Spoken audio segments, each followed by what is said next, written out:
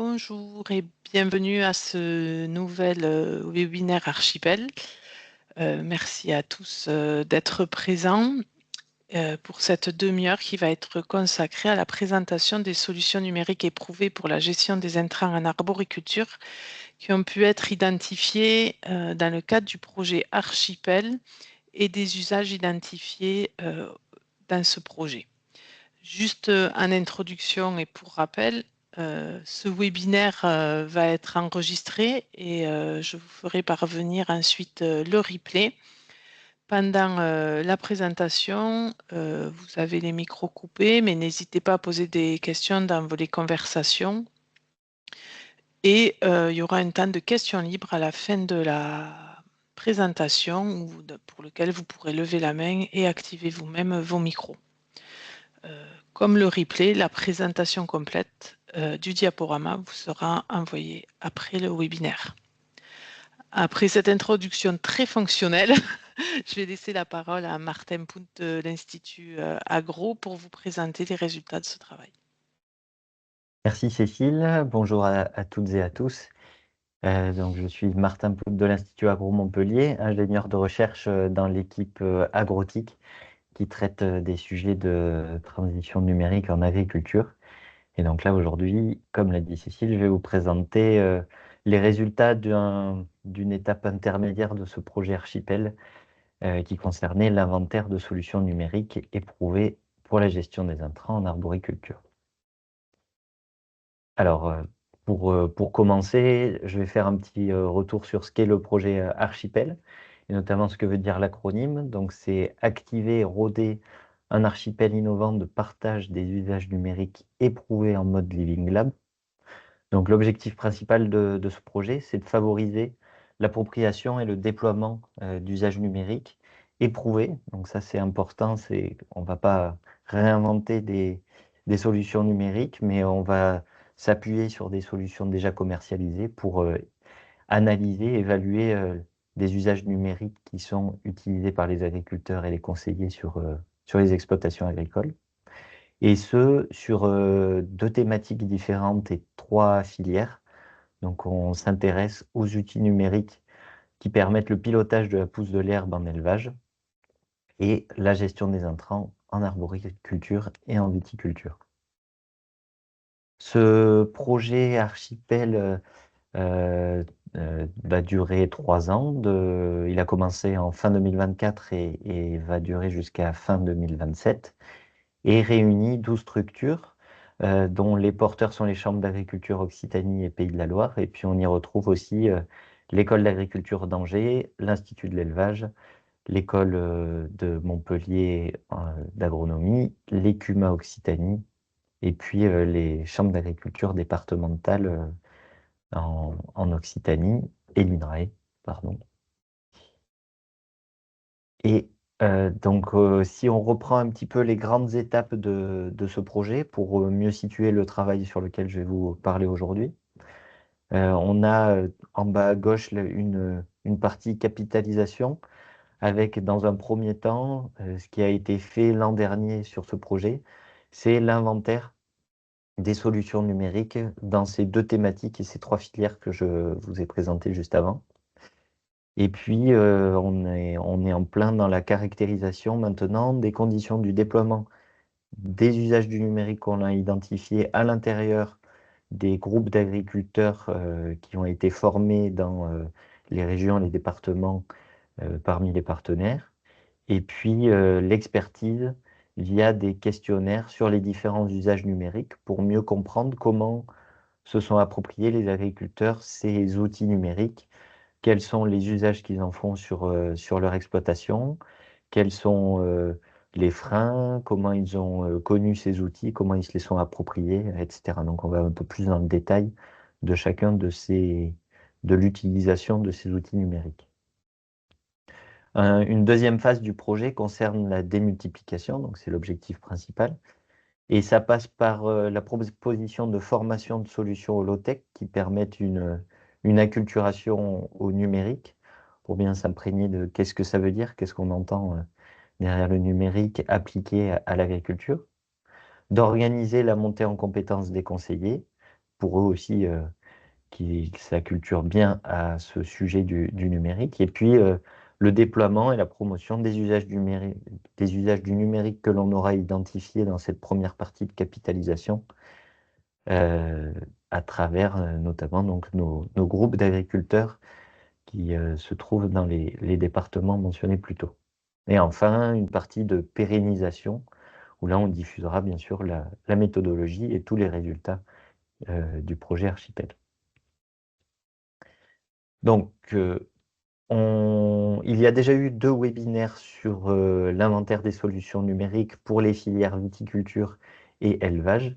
Donc là, c'est le dernier de la série sur la filière arboriculture. Et ce qu'on entend derrière la gestion des intrants pour cette filière-là, enfin, les intrants, ce sont les produits phytosanitaires, les fertilisants, l'eau et le carburant.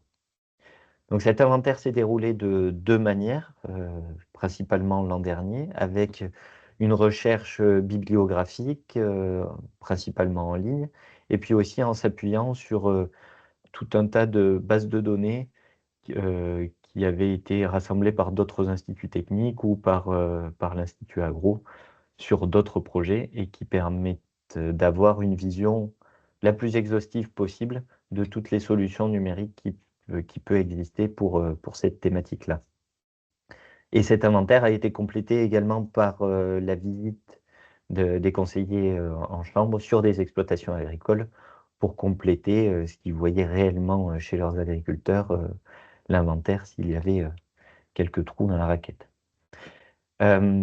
Cet inventaire n'est bien sûr pas complètement exhaustif. Depuis qu'on l'a attaqué, il y a déjà des solutions numériques qui ont disparu, d'autres qui ont été créées, et puis on a pu passer à côté de certains outils.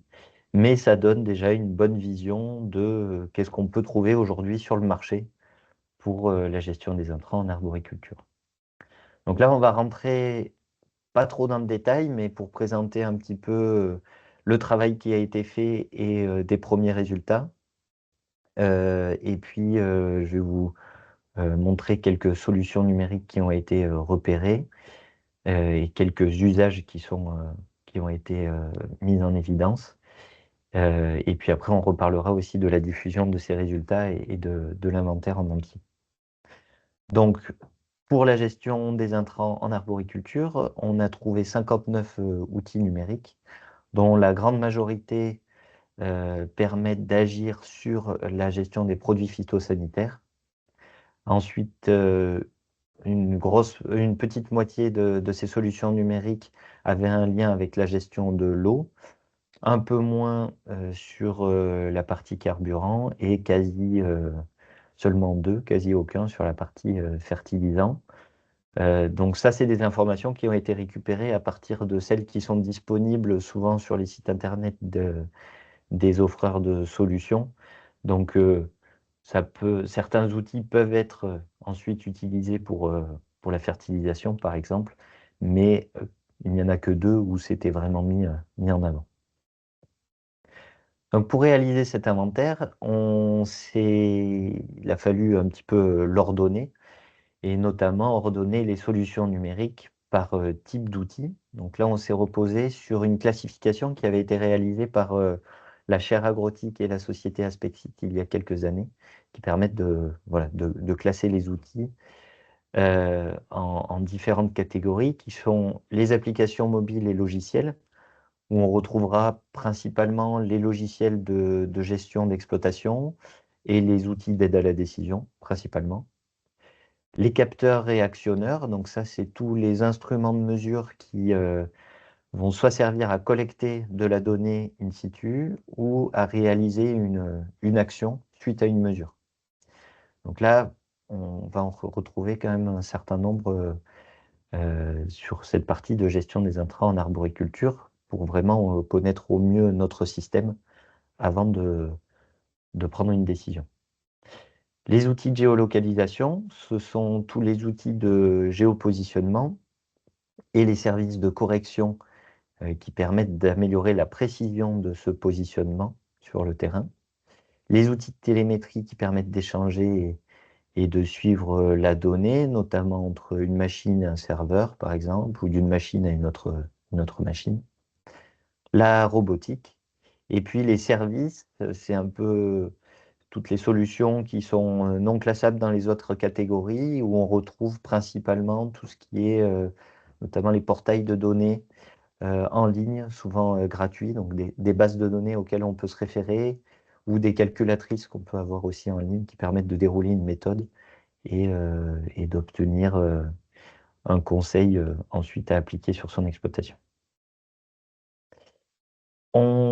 Pour préciser encore plus le, notre classement des solutions numériques dans le cadre de cet inventaire, on les a aussi catégorisées par usage.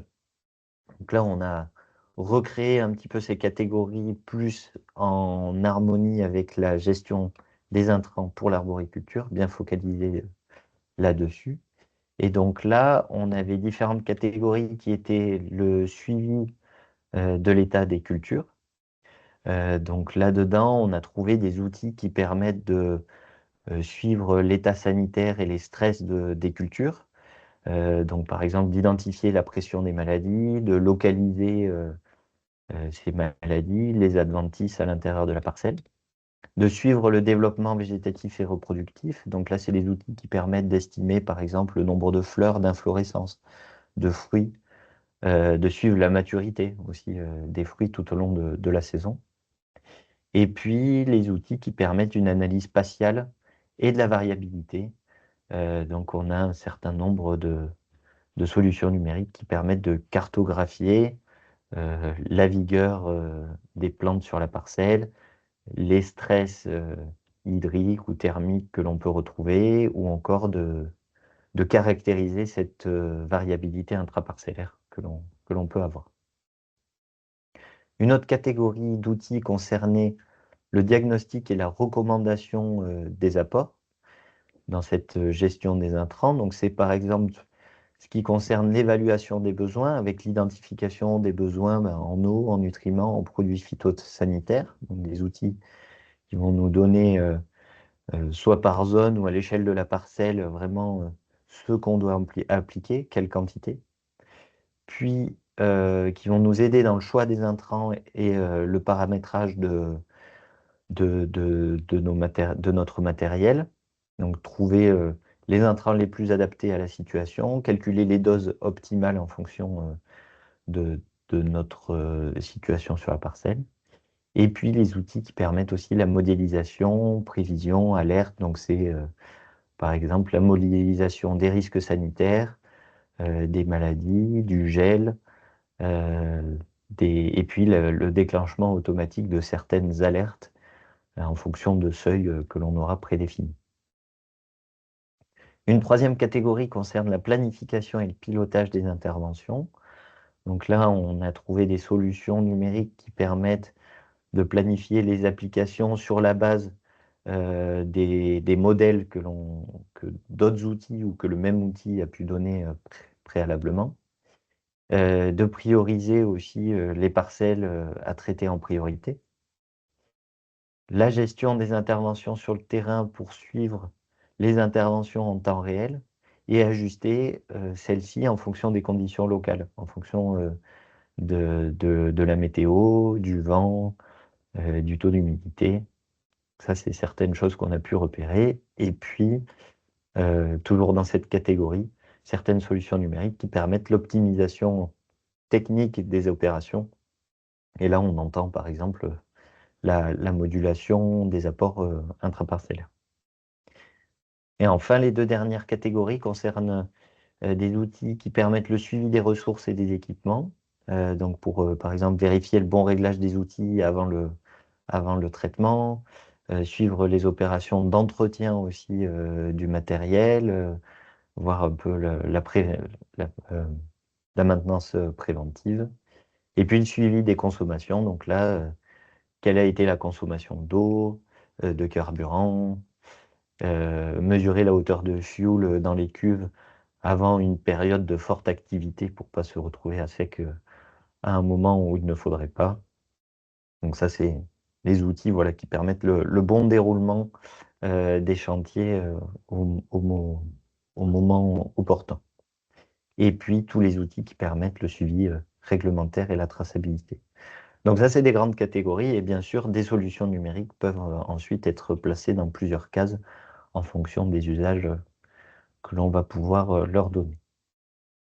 Donc là, pour cette partie arboriculture, euh, on a trouvé euh, 3 catégories dont les usages sont les plus représentés. Donc 30 solutions qui permettaient d'avoir des usages dans les diagnostics et la recommandation des apports, 26 dans la planification et le pilotage des interventions, 23 suivi de l'état des cultures. Donc c'est vraiment là-dessus que le numérique va être le plus présent sur cette filière.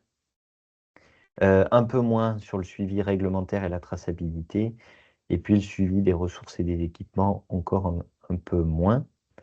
Donc si on compare par exemple à ce qu'on avait trouvé en viticulture, c'est à peu près les mêmes tendances, le même nombre d'outils sur les mêmes types d'usages, avec un certain nombre de solutions numériques que l'on retrouve d'ailleurs dans les deux filières, qui sont vraiment sur les cultures pérennes. Donc si on rentre un petit peu plus dans le détail, et pour vous donner quelques exemples d'outils numériques que l'on a identifiés, donc là je ne vais pas vous faire une grande liste des 59 outils que l'on a trouvés, et puis cet inventaire sera partagé par la suite. Mais là c'est plus en repérer certains, et puis voir un petit peu par type d'outils où l'on retrouve le plus de solutions numériques. Donc on a trouvé 32 qui sont dans cette catégorie d'applications mobiles et logicielles. Et là-dedans, notamment, on peut y retrouver tous les outils d'aide à la décision.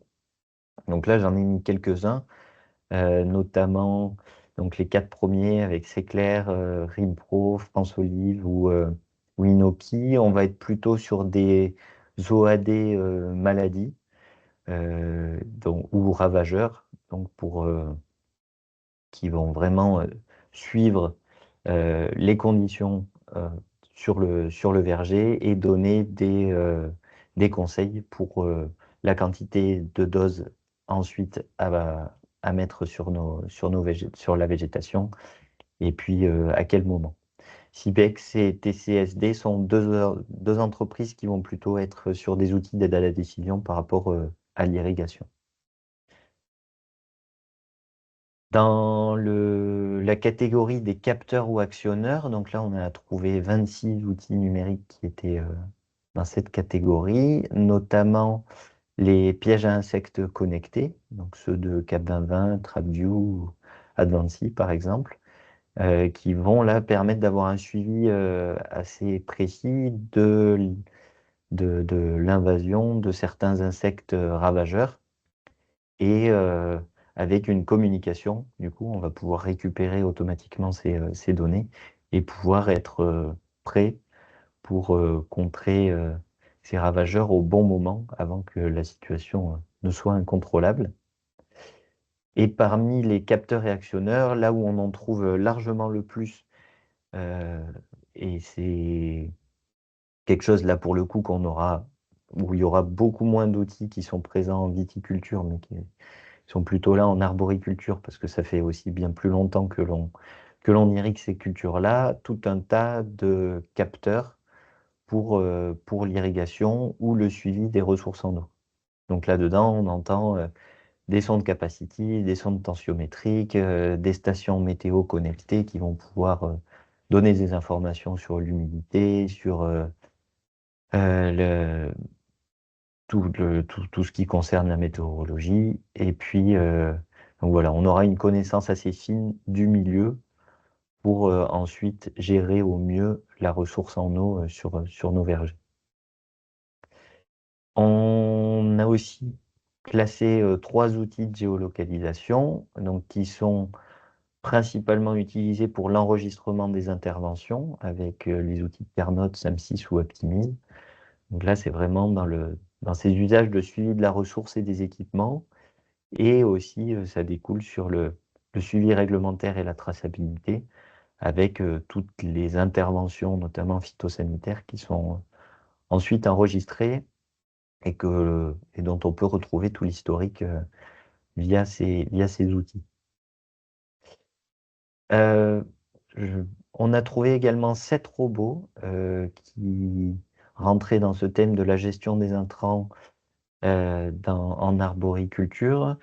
Donc voilà, je vous ai mis les quelques marques de ces robots ici qui peuvent souvent agir plutôt sur la tonte de l'interrang et donc vont permettre une diminution d'utilisation de produits de désherbants. Certains vont être utilisés sur de la pulvérisation et notamment de la pulvérisation vraiment localisée, donc avec une modulation intraparcellaire. Et d'autres vont aussi être utilisés pour faire de la taille. Donc ceux-là sont tous commercialisés ou en cours de commercialisation. Donc on sent un peu des prémices côté robotique en arboriculture avec ces quelques entreprises qui ont commencé à être sur le marché.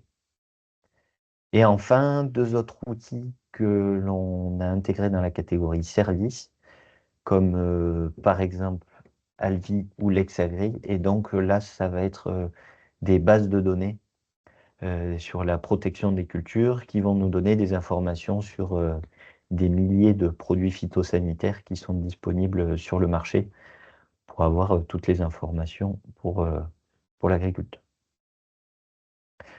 Donc cet inventaire, dans le projet Archipel, comme je l'ai un peu dit au début, c'était la première étape la première étape de la capitalisation.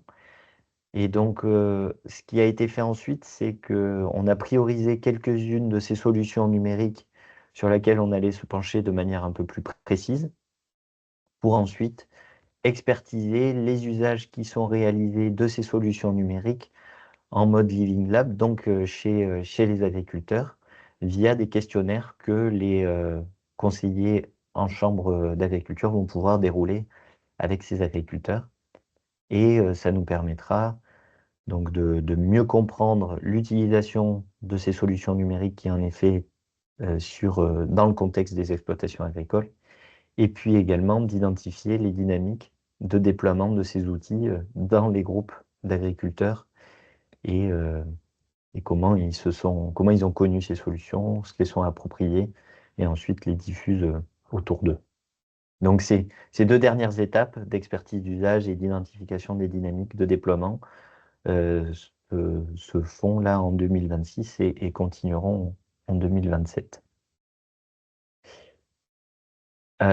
Enfin, pour la diffusion de ces informations sur l'inventaire, nous avons pris la décision de le faire via le Wiki Agritech, cette grande base de données en ligne, sur lequel une communauté archipel sera créée et où on va pouvoir retrouver toutes les solutions numériques que l'on a recensées, que ce soit pour les 3 filières, donc pour l'élevage, la viticulture ou l'arboriculture. Donc ça devrait être disponible, je pense, pour le milieu du printemps, à fin avril. Il devrait y avoir la liste des solutions et on devrait pouvoir les retrouver via cette plateforme. Donc voilà, j'ai fait le tour de cet inventaire sans trop rentrer dans les détails, mais bien sûr, donc vous aurez toute la liste disponible bientôt dans le Wiki Agritech.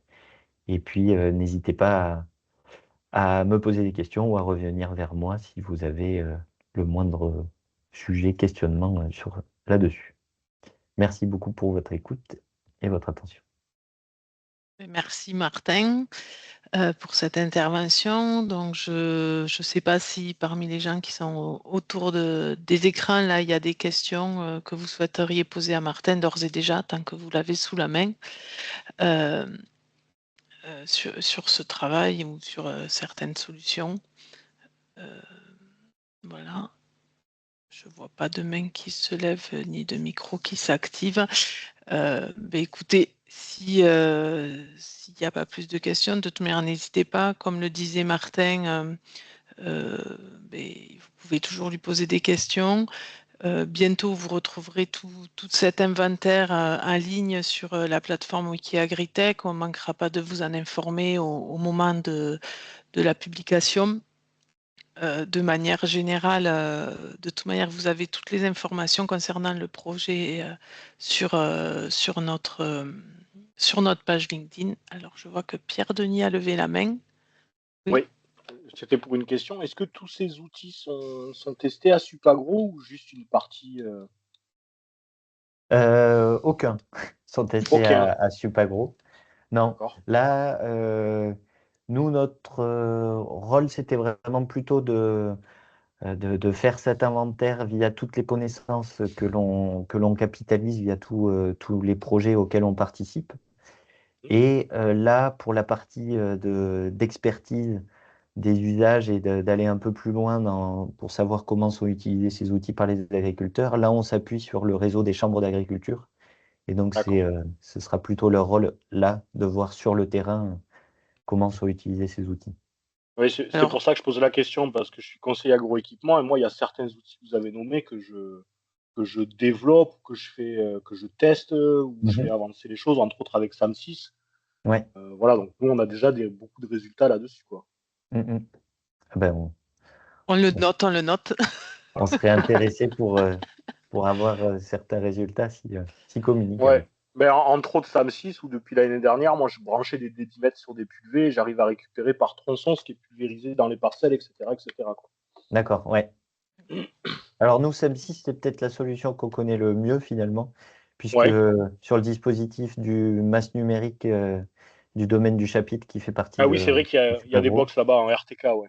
il y a des boîtiers SAM6 qui ont été utilisés plusieurs années là, oui, effectivement. Mais en contexte viticulture et pas arboriculture. Alors en arbo, moi j'ai fait des branchements de tronçons pour que sur les cartes on sache si les tronçons sont ouverts ou fermés. D'accord, C'est ok. très simple à faire, hein. Après, ça me Mm, 6 derrière, il y a vraiment, on fait ce qu'on veut derrière, quoi. mm, mm. Ah, c'est intéressant. Ok. Voilà. Après, On c'était pour garde tout ce le qui est, contact. voilà, tout ce qui est ZNT, tout ce qui est est-ce que les tronçons sont ouverts autour des maisons, Ouais, etc. Donc, voilà, c'est entre autres pour ça, quoi. mm, ouais, ça permet vraiment un suivi assez précis des C'est ça, applications. Ouais. c'est ça, c'est ça. Voilà. C'est un usage sur les ZNT et DSR qu'on n'avait pas forcément identifié, mais en Mm. effet, pour compléter.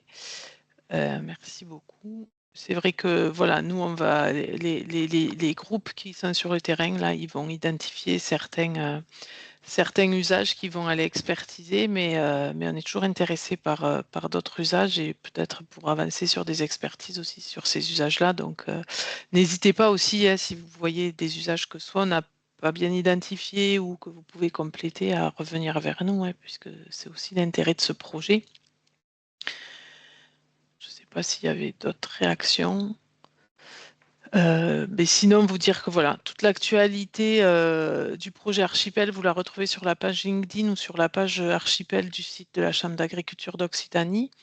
Et puis, vous dire qu'on a encore des webinaires de présentation. Alors, ils seront plus sur la présentation des inventaires, hein, mais tous nos webinaires sont disponibles sur la playlist YouTube du projet où vous pouvez retrouver les interventions de Martin sur la gestion des intrants en viticulture et aussi sur la gestion de l'herbe. Et puis là, la semaine prochaine, on attaque un nouveau cycle de webinaires après les inventaires, qui est un cycle autour des projets de recherche dans le cadre du projet Occitanum. Donc, il y aura 3 webinaires sur ce thème-là. Donc, il y aura un webinaire le 31 mars, qui est une présentation de la cartographie de l'écosystème numérique agricole, un travail de Roman Guillaupelet, très intéressant sur une analyse de l'évolution du marché des solutions d'entre 2015 et 2025 et voir quelle dynamique on a eu et avec un recentrage sur les dynamiques en Occitanie. Dans le même cycle, on aura un webinaire le 12 mai sur l'évaluation environnementale de la digitalisation de l'agriculture par Alexia Gobrecht. Et le 9 juin, il n'est pas sur cette diapositive, un sur l'évaluation humaine et sociétale des usages du numérique par Flores Mauro. Et en complément, on continue nos webinaires, plus d'acculturation sur des ressources existantes autour du numérique. Et l'idée, c'est le webinaire du 17 avril, où là, c'est la présentation du résultat d'un projet CASDAR, qui est le projet à groupe qui vient de finaliser, où toutes les ressources sont maintenant disponibles avec un centre de ressources, des caractérisations aussi d'usage, alors là, plus en viticulture et en grande culture, et puis plutôt dans l'utilisation de groupes au travers de CUMA. Mais voilà, tout un panel de ressources qui sont à votre disposition et qui vous seront présentées donc, le 17 avril par Clotilde Romans de la FR CUMA Occitanie. Vous aurez tous les liens d'inscription à ces prochains webinaires dans le mail que je vous enverrai avec le replay et le replay et la suite et le diaporama. Je vais y arriver, excusez-moi. Voilà. Donc, vous avez là les coordonnées pour retrouver les informations et je me permets dans le chat de vous demander encore 2 minutes si vous voulez bien nous faire un petit retour et une évaluation sur ce webinaire et si vous avez des idées d'autres webinaires, voilà, pour qu'on puisse améliorer notre dispositif. Merci beaucoup à tous et à bientôt, je l'espère, et bon après-midi. Merci tout le monde. Bon après-midi.